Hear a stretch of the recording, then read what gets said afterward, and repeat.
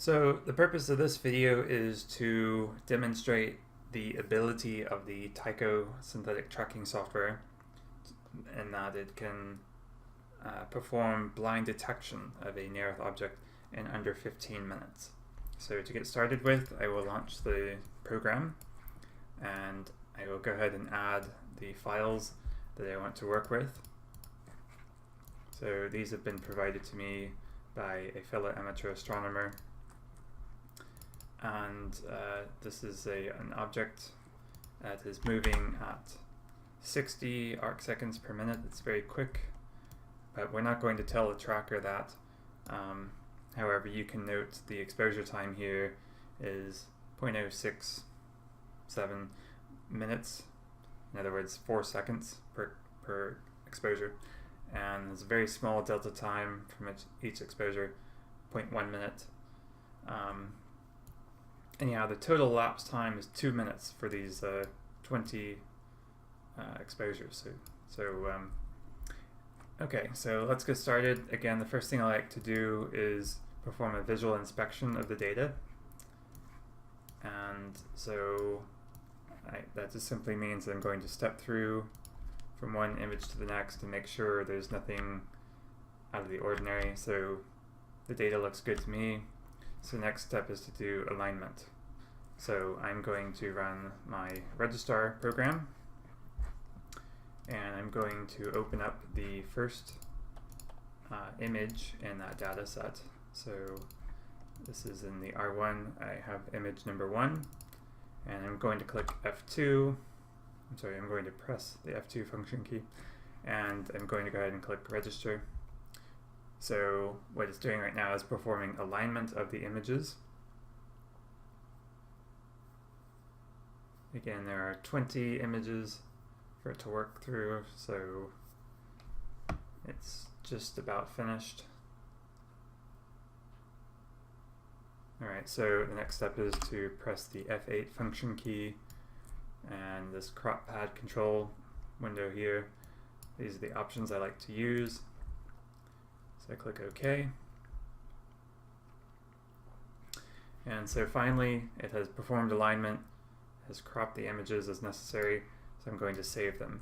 And I'm going to save them into an R2 directory.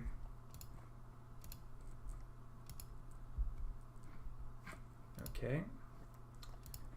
And so having done that, I can navigate over to that directory. And let me bring in, again, registrar does not copy over the first image, so I'm doing that now. So as you can see, we now have all of the aligned images. And I can then proceed to bring those into Tycho. So the next step then is, now that I have aligned the images, the next step is to normalize them.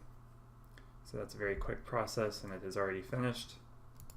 So it's a matter then of going back into the R2 directory and selecting these normalized images. These are the ones that have the N prefix, and I bring them into an R3 directory. So that is achieved here. And finally, I can proceed to plate solve the images. So they have been aligned and normalized, and now it's a good idea to go ahead and do plate solving. And so I can go ahead and give it some hints on how to do that based on the known plate scale of the chip. And plate solving is not exactly a very quick process. It generally will take a few minutes, but for the purpose of this video, since I'm trying to demonstrate that it can do blind detection of an object from start to finish in under 15 minutes, I will go ahead and show the whole process. I won't cut anything out.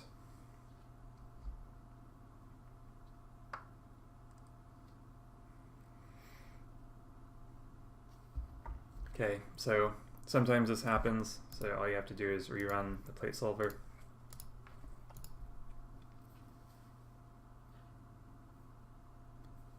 this time it succeeded on that image.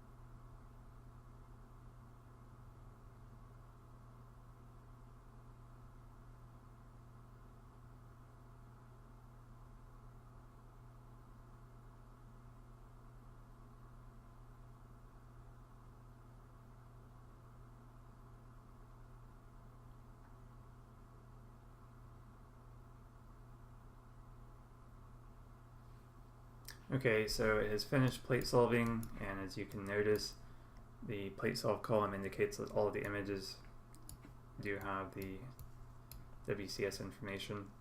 Alright, so the next step is to run the synthetic tracker.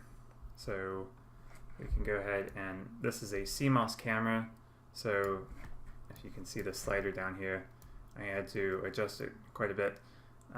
It has a different pedestal value, whatever you want to call it, so the offset is a bit higher than it would be in the CCD chip. Anyhow, this looks like a good threshold value to me. Might just clean it up just a bit though.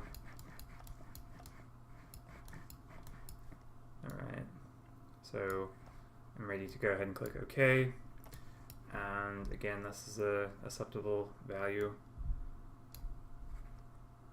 And so I know this is a particularly fast object in C. In fact, you can see it, based on these initial values, it has said that there aren't really any motion vectors to try out. I have to go much faster than the 30 seconds per pixel. So I'm going to start at 1 second per pixel. So now we have some motion vectors to try out. And also going to increase the granularity. So we now have 9600 motion vectors.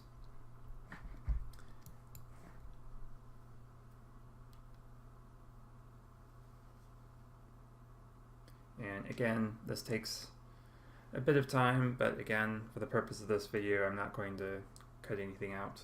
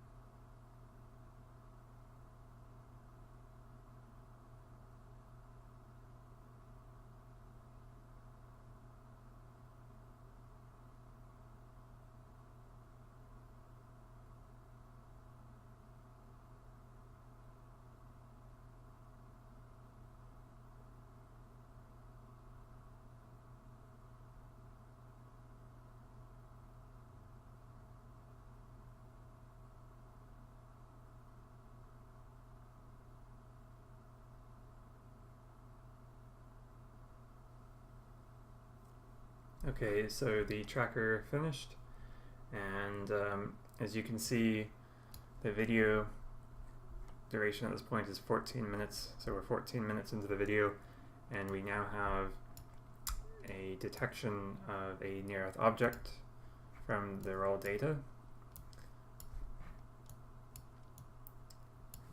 Let me go ahead and bring up the track again.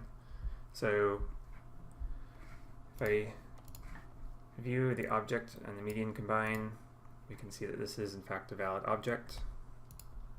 So if we then look at the position window, the list of positions for this object, you can notice the movement. So it has consistent movement. If we zoom in a bit, you can get a better idea.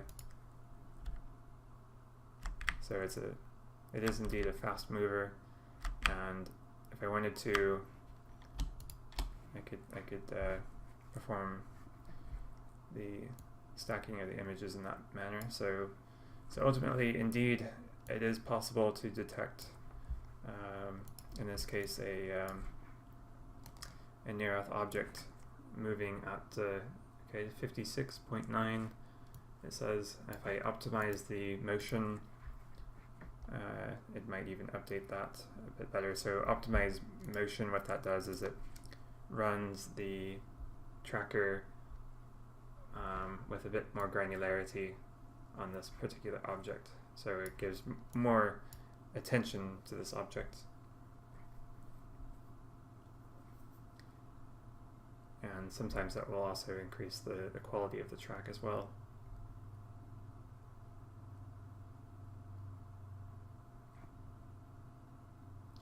Okay, so it went from 47 to 59 in quality, and the calculated speed using this updated motion, it is calculated to be 61 arc seconds per minute.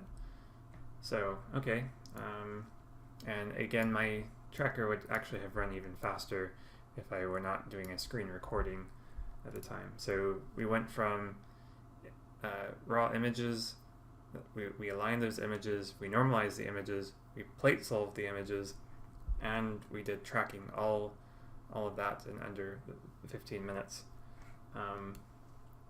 And then if we wanted to, we could load up a star catalog. This would permit us to create observations of the object. So we now have the, let's see here, we now have the object. Again, it's at this position, so if I create an observation, okay. In this case, I will use my local star catalog because the online one did not furnish good results. So I have a local copy of the UCAC4 catalog. So I will go ahead and furnish that information.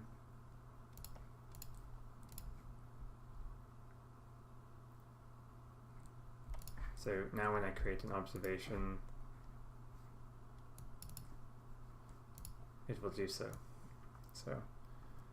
So on rare occasions, you might notice that the online does not pull in all the stars that you might need. So it's nice to have a local copy if you can use that. But for me, this is one of the very few occurrences I've noticed that. Okay, again, if I wanted to create another observation, I could do so. I can zoom in, I can double click, create observation. So again, that's from start to finish. We have performed blind detection of a near-Earth object. So thanks for watching.